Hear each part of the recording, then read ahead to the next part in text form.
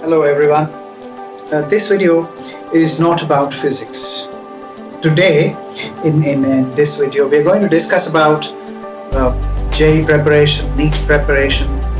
Especially this is meant for those of you who are starting your preparation for JEE or NEET.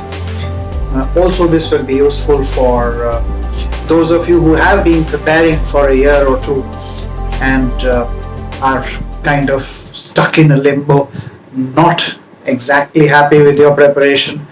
And since it's not a physics video, I'll be mixing up Hindi and English.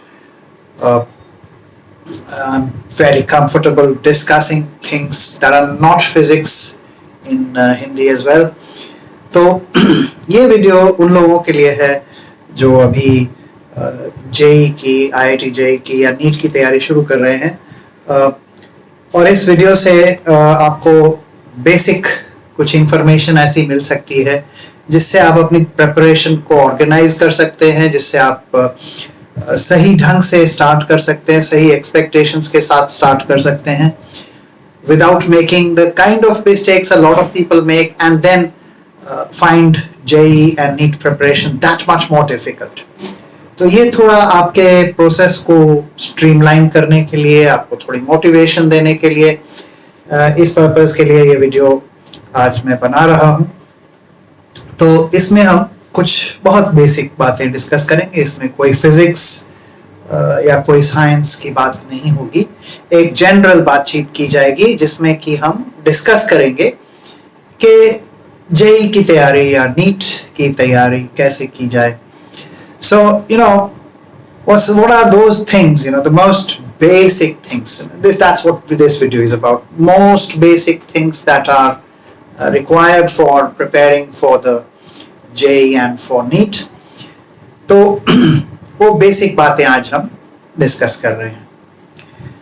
तो सबसे पहली क्या बात है, पहला क्या requirement है इन exams में या इन जनरल, वैसे भी लाइफ में जनरली सक्सेसफुल होने के लिए ऐसी क्या चीजें हैं जो चाहिए होती हैं. तो उनमें सबसे पहली क्या होगी.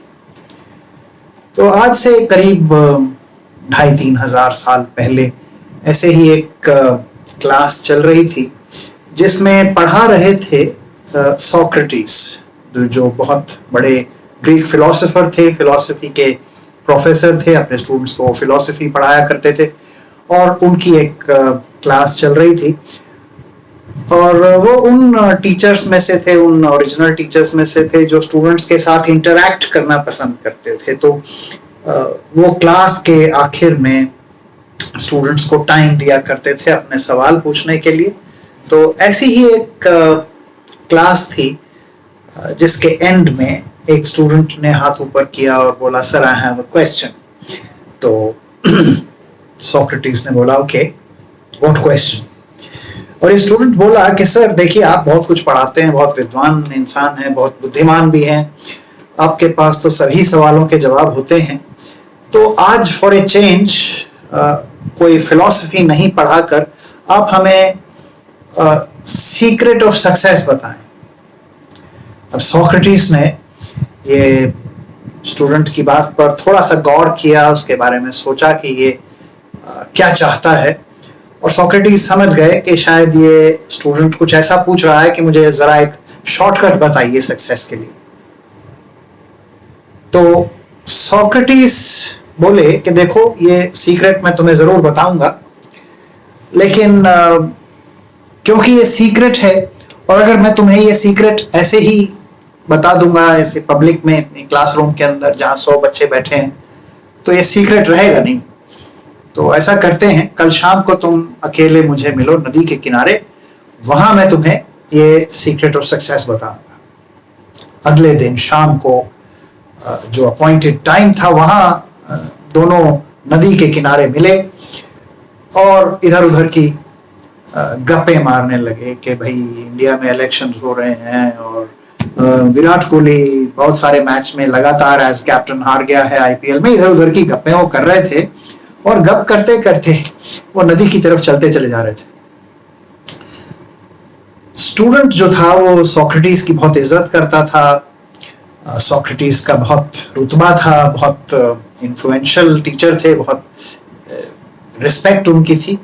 तो स्टूडेंट भी उनके पीछे पीछे चल दिया और दोनों बहुत जल्दी नदी के पानी में पहुंच गए।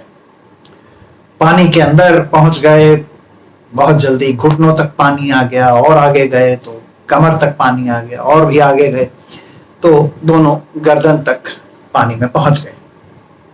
जब दोनों ही गर्दन तक पानी में थे तो सोक्रेटिस ने स्टूडेंट से पूछा that son, you wanted to know the secret of success? Student बोला यस सर। उसको काफी रिलीफ हुआ कि सर को याद तो है, अब मुझे तो लग रहा था कि ऐसे गप मार के वापस चल देंगे। तो स्टूडेंट काफी रिलीव्ड हुआ कि सर को याद तो है। बोला yes sir of course. Socrates बोले आर यू श्योर? स्टूडेंट बोला yes sir I am sure, I want to know. The moment he said yes sir, Socrates ने स्टूडेंट की गर्दन पकड़ी और उसको पानी के अंदर डाल दिया। अब स्टूडेंट जो है वो रिवर बेड पे ढूंढने लगा कि कहां लिखा है सर ने सीक्रेट ऑफ सक्सेस। उसको लगा कि शायद सर ने रिवर बेड पे कहीं सीक्रेट ऑफ सक्सेस लिखा हुआ है, वो ढूंढने लगा। पर कुछ देर ढूंढने के बाद उसको कुछ नहीं मिला, वहां कुछ था भी नहीं। और जब कुछ मिला नहीं और फिर भाई कितने समय कोई पानी में रह सकता है, तो खड़े होने के लिए छटपटाने लगा, कोशिश करने लगा कि खड़ा हो सके। पर सोक्रेटिस जो थे उसको कस के पकड़े हुए थे, छोड़ नहीं रहे थे। ये स्टूडेंट स्ट्रगल करता रहा, सोक्रेटिस उसको पकड़े रहे, छोड़ नहीं रहे थे। और कुछ टाइम तक जब ये सिलसिला चलता रहा और सोक्रेटिस ने उसको नहीं छोड़ा, तो स्टूडेंट को लगा कि शायद सर को मेरे सवाल पर बहुत ज्यादा गुस्सा आ गया है और अब मेरा मर्डर करने के लिए यहाँ लाए हैं। और जब उसे लगा कि मर्डर होना ही है, अब सोक्रेटिस काफी बलिष्ठ मजबूत आदमी थे, तो स्टूडेंट को लगा कि मैं इनसे छूट तो नहीं सकता और अब मरना ही है तो शांति से मरूं। तो वो अपनी अंतिम प्रार्थना करने लगा, दूसरे लोक में जाने के लिए अपना रास्ता साफ करने लगा और बहुत पीसफुल हो गया। उसने स्ट्रगल करना, छटपटाना छोड़ दिया। अब ये स्ट्रगल बंद की, छटपटाना बंद किया और सोक्रेटिस बहुत जल्दी ही, जैसे ही उन्होंने रियलाइज किया कि इसने स्ट्रगल करना छोड़ दिया है, सोक्रेटिस ने भी उसको छोड़ दिया।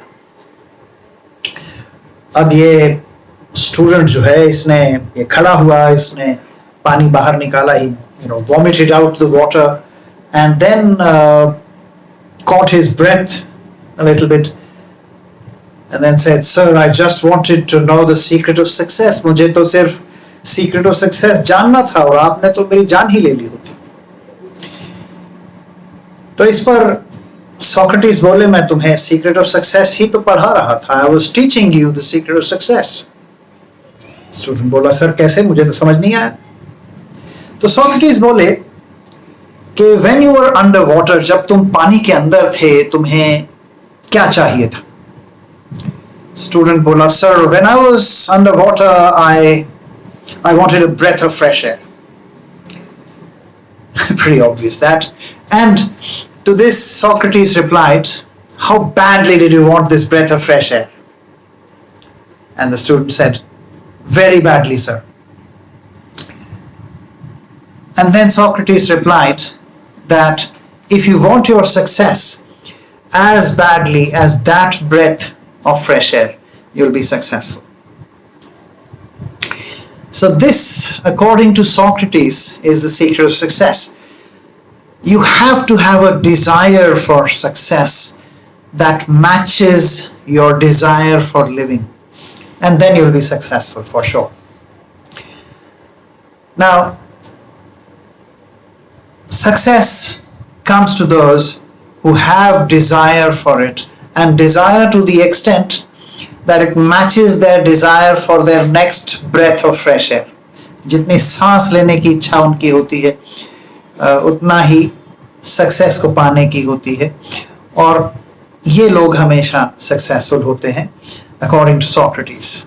This is the number one secret of success according to Socrates. Now, where does this desire come from? It comes generally from a dream you have. आपके पास एक सपना होना चाहिए, ड्रीम होना चाहिए साकार करने को, और वो वाला ड्रीम नहीं जो आप सोते वक्त देखते हैं, but in the famous words of president Abdul Kalam, dream वो वाला सपना जो आपको सोने नहीं देता है. Do you have a dream like that? Then the desire follows, and then everything else falls into place and you become successful at whatever you want to be successful at. तो पहली रिक्वायरमेंट सक्सेस की यही है कि आपके पास एक सपना हो, एक ड्रीम हो, डिजायर हो उसको पूरा करने के लिए. जिसके पास ये रहेगा उसको सक्सेस मिलने की प्रोबेबिलिटी, चांसेस लगभग 100% होता है. अब ये डिजायर, वो भी इस लेवल का डिजायर हर किसी के पास होता नहीं. मैं आपसे एक टेस्ट आपका एक लेता हूं. आप अपने आप से यही सवाल पूछ के देखिए कि आपके पास जो सक्सेस आप पाना चाहते हैं उसको पाने की डिजायर क्या उतनी ही है जितना सांस लेने की, जितना जिंदा रहने की? तो शायद आपकी अंतरात्मा से आवाज आएगी इसके जवाब में, और दो किस्म के जवाब आ सकते हैं. पहला जवाब तो कुछ बहुत कम लोगों का होगा, मे बी 1 या 2% लोग जो कहेंगे यस ऑफ कोर्स, बिल्कुल ये तो सक्सेसफुल होने ही वाले हैं. पर यह आवाज अंतरात्मा की होनी चाहिए, बाहरी आवाज नहीं. तो ये लोग तो सक्सेसफुल होने ही हैं. लेकिन अब दूसरे जो 98% लोग हैं, 98% लोग हैं, जिनके अंदर से आवाज ऐसी आएगी कि देखिए हो जाए तो अच्छा है, पर इतनी मारामारी नहीं है सक्सेस पाने की, कि सक्सेस की इच्छा उतनी हो जितनी जिंदा रहने की. ये इतनी मारामारी भी नहीं. अब इन लोगों के लिए थोड़ा मुश्किल है. अब मैं समझ सकता हूं कि आप में से 98% लोग तो इसी कैटेगरी में. तो आपको अपना डिजायर कहां से मिलेगा सक्सेस पाने के लिए? जो ड्रीम है वो कहां से मिलेगा? ये आपको जीवन से मिलेगा. प्रेरणा जीवन से ही आएगी, लाइफ से आएगी. जब मैं क्लास 8, 9, 10 में था तो मेरे अंदर एक बड़ी प्रबल इच्छा थी कि मेरे पेरेंट्स और जानने वाले मुझे औरों के साथ कंपेयर ना किया करें. और कंपैरिजन से मुझे बहुत तकलीफ होती थी. मैं ठीक ठाक स्टूडेंट था, बहुत एक्सेप्शनल स्टूडेंट भी नहीं था.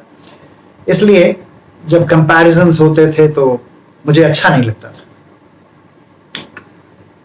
और एक सॉर्ट ऑफ जेनेटिक डिफेक्ट भी मेरे अंदर था. मैं बहुत सुपीरियरिटी कॉम्प्लेक्स अपने अंदर रखता था, जबकि सिर्फ अबव एवरेज सा स्टूडेंट था, पर बहुत सुपीरियरिटी कॉम्प्लेक्स था. तो अगर आप एवरेज स्टूडेंट हैं और फिर भी आप में सुपीरियरिटी कॉम्प्लेक्स है तो शायद ये जेनेटिक डिफेक्ट ही हो सकता है. मेरे पास ऐसा ही एक जेनेटिक डिफेक्ट था, ये कि सुपीरियरिटी कॉम्प्लेक्स था. अपने आप को बहुत ऊंचा समझता था, बहुत बेहतर समझता था और लोगों से, और इसलिए मुझे ये कंपैरिजन्स अच्छे नहीं लगते थे.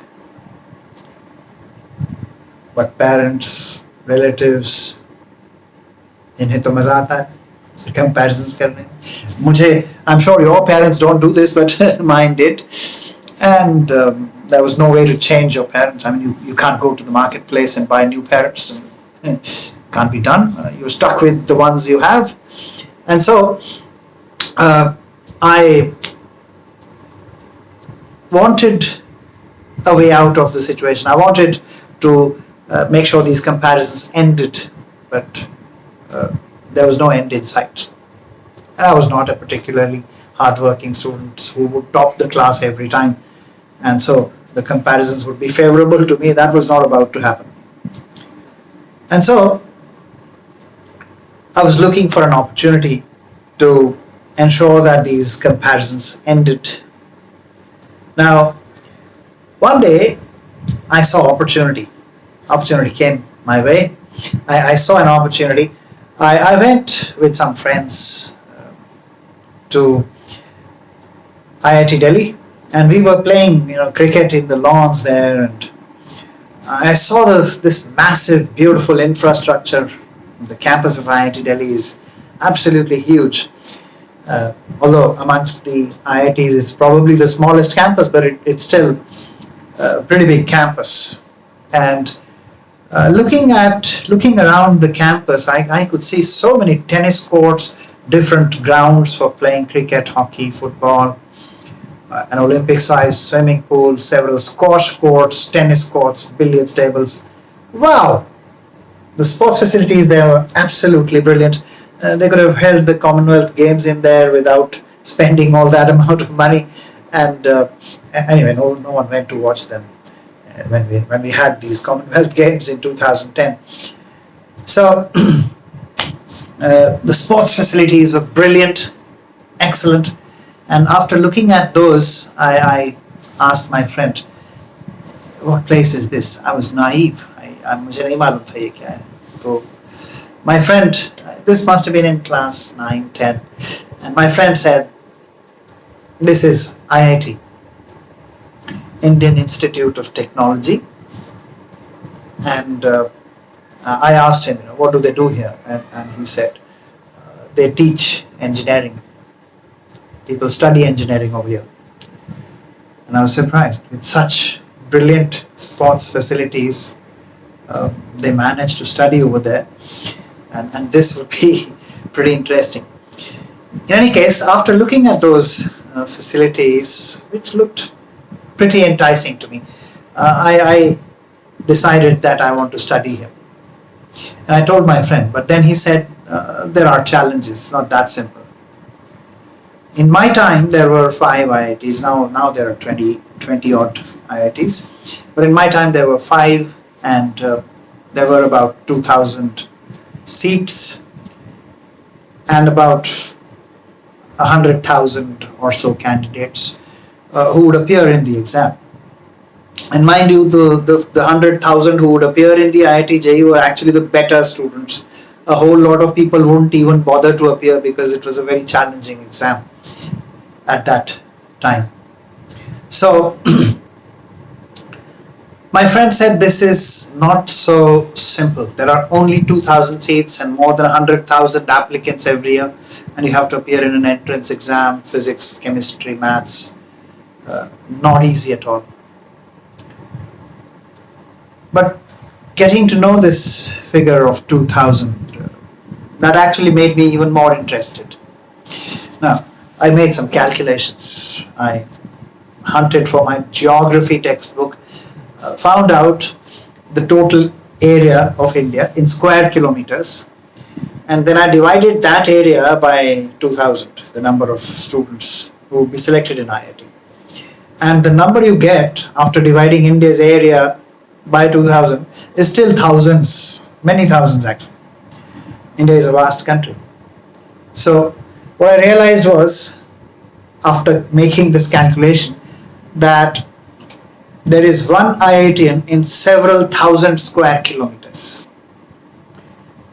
And if I was one in several thousand square kilometers, my parents, family, etc., will not be able to find anyone to compare me with. Was naive logic at the time, but that got me interested.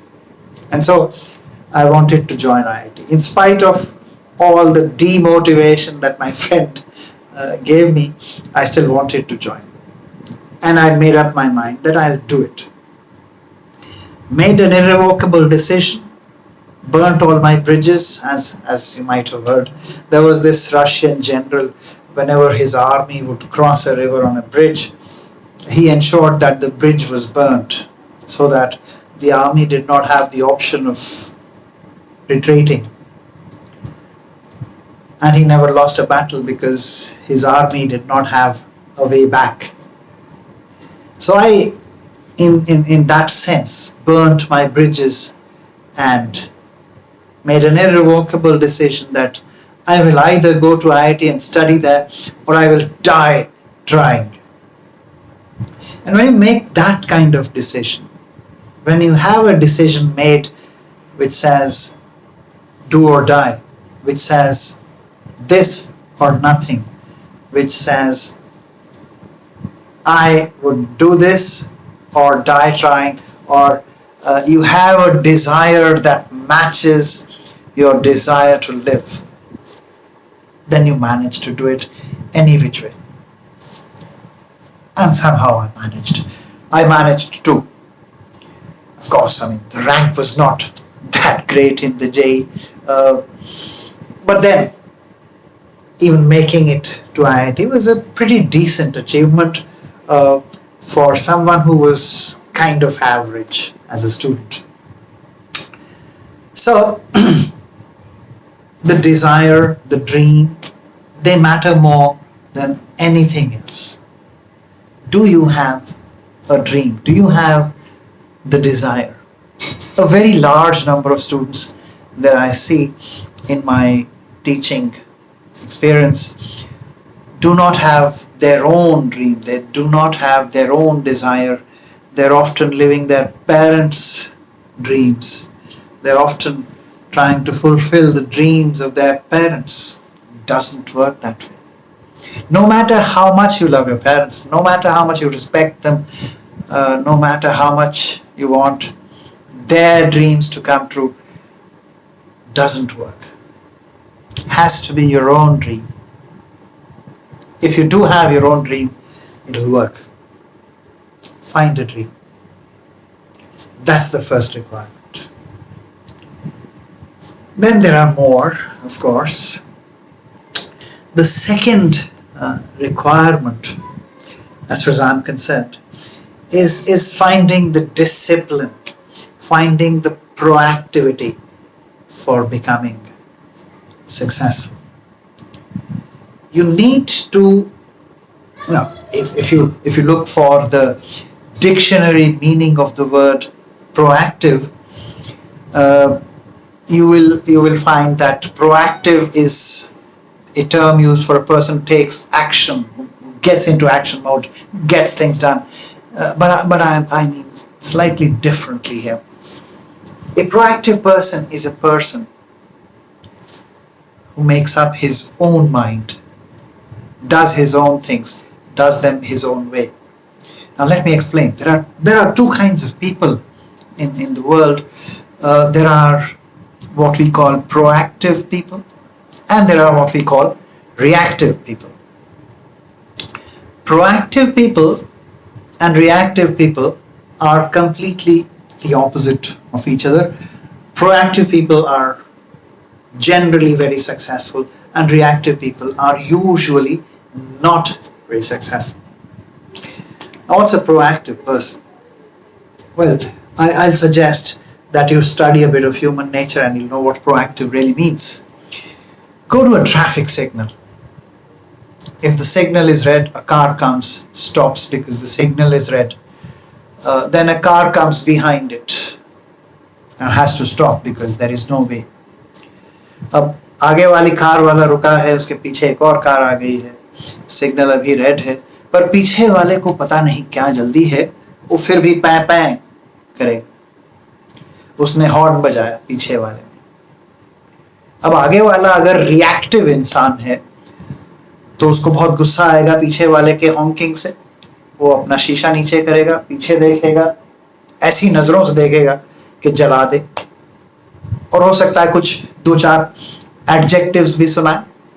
You know what I mean by adjectives. And फिर आखिर में उसे कहेगा कि ऊपर से निकल जा. Right? So that's a reactive person. Now ये लोग जनरली सक्सेसफुल नहीं होते हैं. इनको दूसरे लोग अपने इशारों पर नचाते हैं. हर कोई जानता है इसका कौन सा बटन दबाने से इसका क्या रिएक्शन मिलने वाला है. तो ये दूसरे लोगों के इशारों पर नाचते रहते हैं. इनका अपना कोई गोल नहीं होता है. ये एमलेसली लाइफ में चलते हैं. जैसे कि ये वाला इंसान है, ये इरिटेट हुआ, अननेसेसरली अपना ब्लड प्रेशर बढ़ाया, इसकी हेल्थ भी खराब हो जाएगी. बहुत जल्दी इनको एक कार्डियोलॉजिस्ट की जरूरत पड़ने वाली है. अपने प्रोफेशनल लाइफ में बहुत सक्सेसफुल नहीं होंगे क्योंकि लोगों के साथ इनकी बनती नहीं है, इरिटेट होते हैं बहुत जल्दी. फिर दूसरी कैटेगरी है प्रोएक्टिव लोग। प्रोएक्टिव लोग कौन से होते हैं? प्रोएक्टिव लोग वो होते हैं जो अपने मन की करते हैं, इनको दूसरे लोग नचा नहीं सकते। अब मान लीजिए अगली कार में एक प्रोएक्टिव इंसान होता और पीछे वाला फिर भी हॉर्न बजाता, तो ये उसकी तरफ कोई तवज्जो नहीं देता, उसको कोई इंपॉर्टेंस नहीं देता, शीशा ऊपर कर लेता अगर शीशा बंद होता, रेडियो सुनता और सिग्नल ग्रीन होने पर चल देता और अपने ध्यान में रहता, अपने काम में ध्यान देता, उसको दूसरे लोग क्या कर रहे हैं उससे बहुत मतलब नहीं होता। ये प्रोएक्टिव होता है। ये लोग बाय नेचर बहुत डिसिप्लिन्ड होते हैं। जैसे फॉर एग्जाम्पल अगर आप एक स्टूडेंट हैं और मैं भी स्टूडेंट रहा हूं, तो एज ए स्टूडेंट मान लीजिए कि आपको कोई एक सब्जेक्ट पसंद नहीं है। आपको मान लीजिए जनरली बहुत बच्चों को केमिस्ट्री उतना पसंद नहीं रहता है, तो मान लीजिए आपको केमिस्ट्री पसंद नहीं है। तो यदि आप एक प्रोएक्टिव इंसान हैं तो आप केमिस्ट्री की क्लास से पहले अपना अच्छे से मुंह धो के आएंगे, ध्यान उसमें डबल देंगे क्लास में, दूसरे सब्जेक्ट्स की क्लास में जितना आप ध्यान देते हैं उससे डबल ट्रिपल ध्यान देंगे और इंश्योर करेंगे कि आप केमिस्ट्री सीख जाएं, भले ही आपको वो पसंद हो या ना।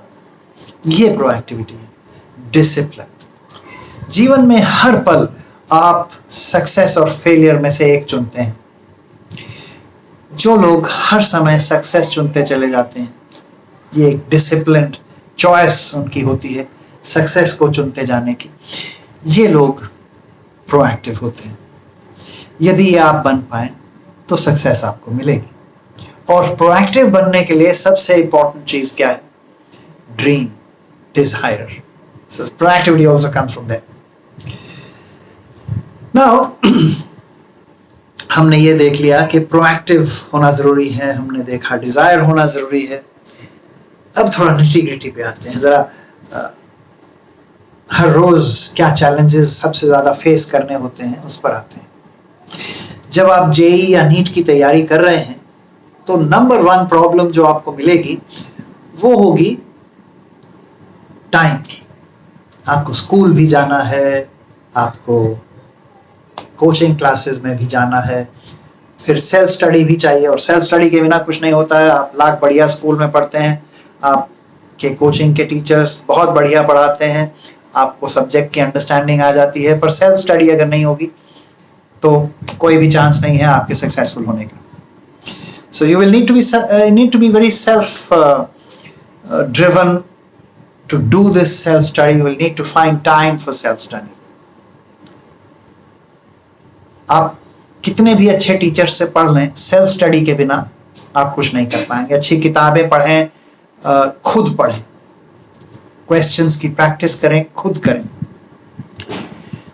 अब यहाँ बहुत से स्टूडेंट मार खाते हैं और इस टॉपिक पे मैं थोड़ा आगे कभी अलग से एक वीडियो बनाऊंगा कि सेल्फ स्टडी कैसे की जाए, सेल्फ स्टडी का क्या प्रोसेस हो। सिर्फ थ्योरी पढ़ लेना सेल्फ स्टडी नहीं है, सिर्फ क्वेश्चंस की प्रैक्टिस कर लेना सेल्फ स्टडी नहीं। It has to be a package, but more on that in perhaps some other video. For now, as I said, we are talking of managing time.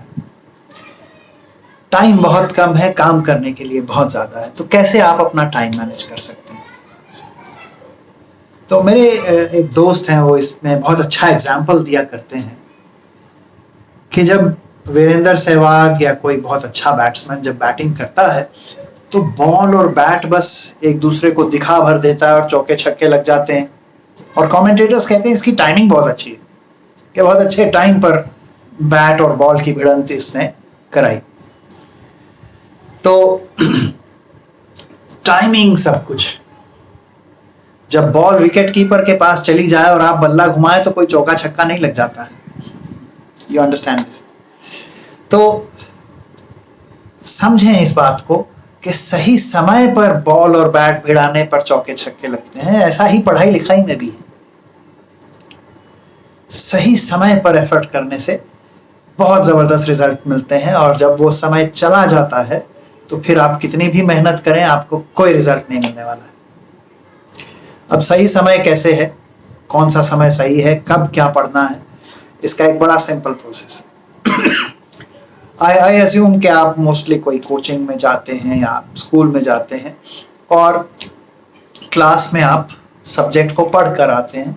जब आप class से पढ़कर कोई subject घर पहुंचे तो ये इंश्योर करें कि जो आपको क्लास में पढ़ाया गया है उसको एक बार रिवाइज जरूर करें। रिवाइज किए बिना सोए नहीं।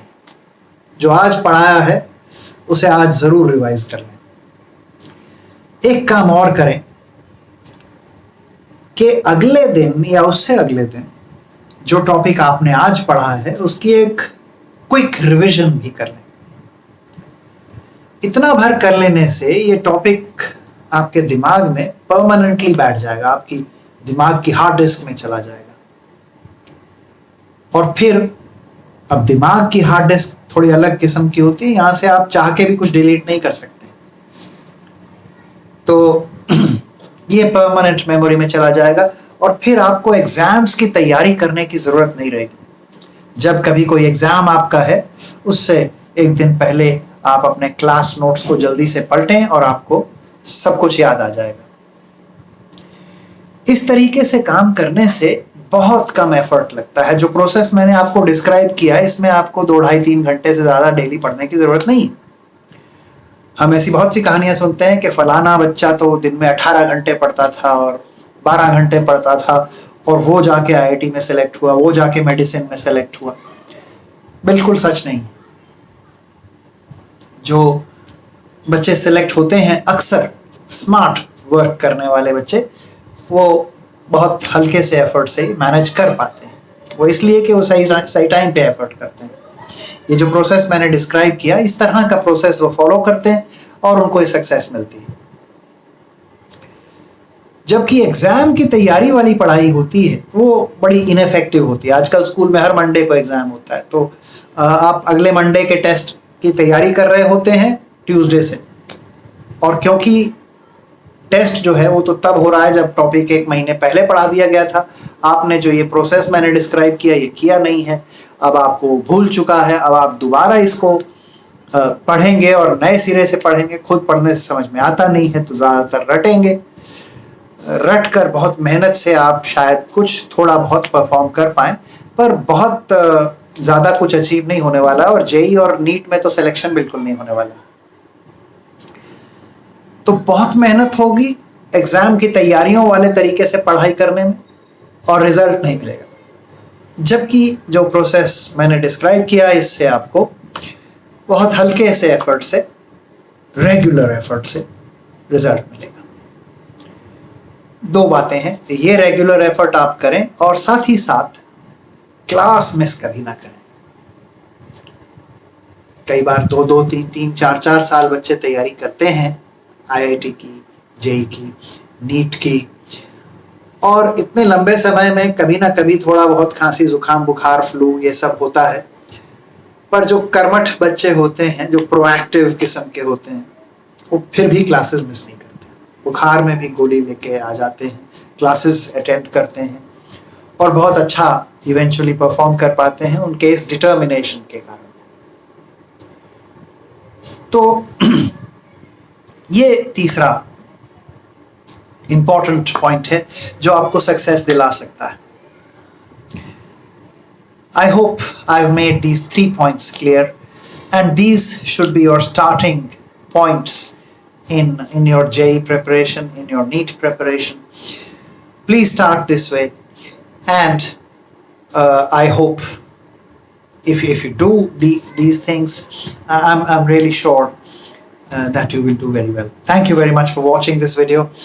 In the future, I will also be making some more videos on the more nitty-gritty issues, like how to study, which books to study, what are the resources that can be used for studying. Those nitty-gritty topics perhaps in one of the later videos. This was my first video on the motivation series or the process series. So far all my videos were on physics. I was teaching physics in those videos, but this is the first where we are talking motivation, we're talking process, and we'll do more of this in some of the upcoming videos. Thank you so much for watching this video. If you found the video useful, if you found this talk motivating, please like, share, and subscribe. This channel keeps me encouraged to do better work in time to come. Thank you so much.